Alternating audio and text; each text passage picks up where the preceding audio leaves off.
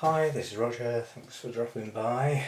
If you think back to the Sunday chat video when we looked at Mr. Hairy, Dendrobium senile, I said that it's probably not going to be savable. And then I rethought, Dendrobiums have a habit of just coming back from nowhere. Now, some of these roots have attached. I mean, there was a nice growth here that pushed out new roots, and then the growth failed. But that doesn't mean there isn't life in that little bit. This is lots of little plants, basically. So I'm hoping that some of the roots have attached, because what I want to do is just take this plant off. There's my camera. I'm just going to take that plant off in isolation. And that's wobbly, so that can be trimmed. I don't know whether this is savable. It seems incredibly limp, which to me means it's not hydrating.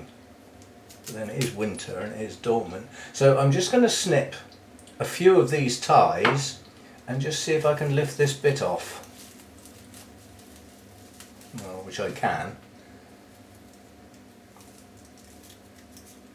Oh, I don't think this is going to work. Well, we can but try. See, the new roots that came out of that growth have failed. They've failed to grow. So, well, that dodgy little bit there needs trimming off. As I say, I'm going to leave the rest of the mount as is.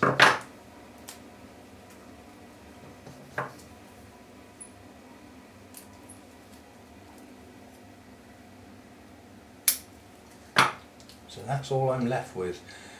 I haven't got any pots or anything out because I wanted to see whether it was all my stuff's down in the shed. Media, pots, everything is currently down in the shed.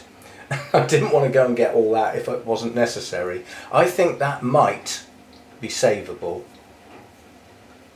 I've got no guarantee, but I think if it went in a pot where the roots can stay hydrated and be covered better, it might do okay. And as I said, I've read in several places that these don't do that well on mounts and do better in pots. But obviously each environment would be different.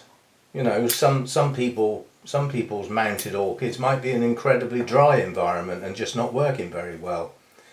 And some people with pots could keep them too wet, and in which case the roots will rot. So, you know, there's many dependencies. So these roots are... Right, so that's what's left. We have a backup 2 bulbs there, which is like storage organs, which are plump and firm. And then we have the new growth, which is also plump. The leaves are a bit limp. And this is not much of a root system to try and hydrate this bit of plant. But it's going to get better hydration in a pot than it does on the mount. And I'm just going to carry on giving this mount a trickle of water every now and again. And something might shoot out. As I said, it'll be almost impossible to get another one of these now. Unless Malvern comes on. I mean, the guy who I got this from at Malvern had quite a lot of them. It was a little bit of a cheat because they all look like mature plants. And when I got it home, it was lots of bits, all put on one mount to make it look like a, you know, which is a bit of a swizz. But anyway, I shall now go and get a pot and some media and stuff, and I'll be back. Right, so I'm going to have to get an awful lot better organised. There's stuff all over the floor in the shed, I can't get at anything. And there's parts of the shed where there's water dripping. And obviously I don't want that getting on my media. I just grabbed a handful at full stretch out of the bag. And this effectively is medium bark, and I wanted small. But what I'm going to do is get some of the larger pieces, just hand sort them, and put them in the bottom for crocking.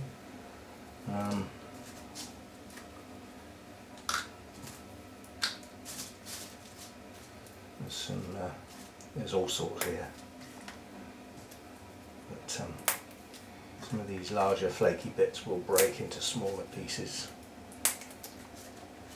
Just to get a...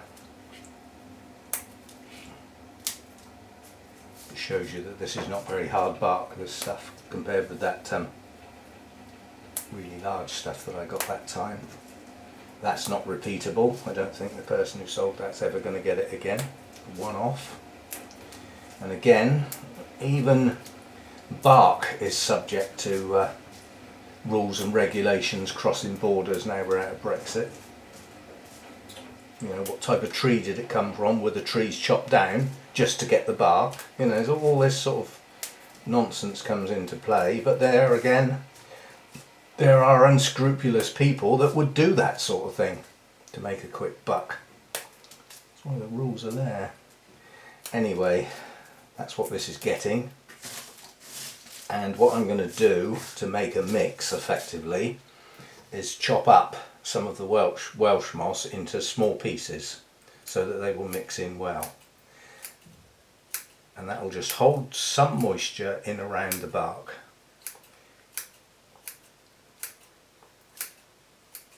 If I don't chop this up, it won't mix in.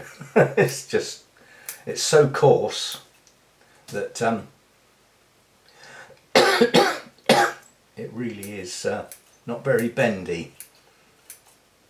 It's marvellous stuff though. Heard praises being sung about it for all sorts of different types of orchids.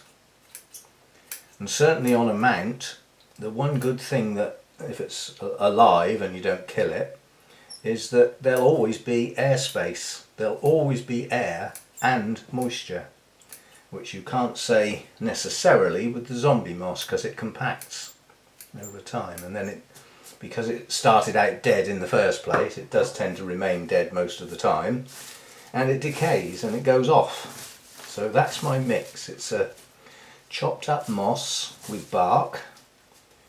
And you might say, well, what's that other bit of moss for? We'll get there in a minute. We'll get there in a minute. One thing at a time. Right, so we've got some bit of crocking. I'm potting this deep.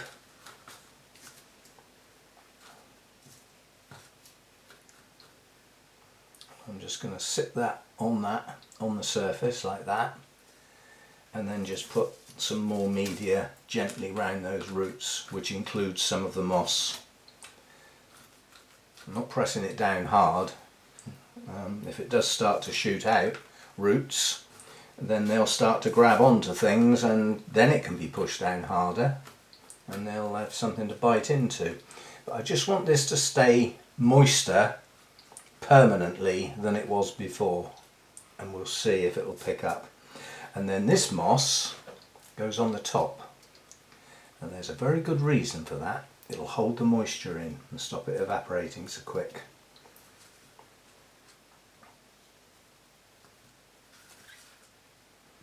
And then perhaps we will see some root growth, and then possibly a new shoot. We shall see. But, I suspect my hands are in the way. This is not, although it's traditional for kitchen time and I thought I'd try it, the amount of space is not good. The lighting is appalling. I've put the strip light on under here, which is a harsh light. It's casting shadows, and because the light's from behind, the bit that we want to look at is permanently in a shadow. So I may start doing my repotting and everything on the workbench in the grow room. Remains to be seen. Right, so all that remains for that is to get watered. And I won't do that today because everything, you know, this moss is moist at the moment, so there's no need to do that today. We'll wait till it shows some signs of just drying off a bit. So there we go. That's what we've got. And I mean, now that it's separated, it actually looks better, and I can hold out some hope that this bit might grow. I don't hold out a lot of hope for the rest of it though, and that will remain to be seen. So there we go, first repot of the new year, and in the new house and in the new kitchen. But as I said, this might not be a permanent thing because the lighting is just not right. It's darker than the other kitchen, and this is the only place where I've got space, and I've only got this amount of space, just a bit more than this newspaper. That's it. So if you think about it, when I was doing stuff before, I had all of the cooker to put pots on and other stuff, and I had a lot of room, including the workspace I was actually working in. I haven't got that room here, The only place I'm going to have that space is on the workbench, I think, and we shall see.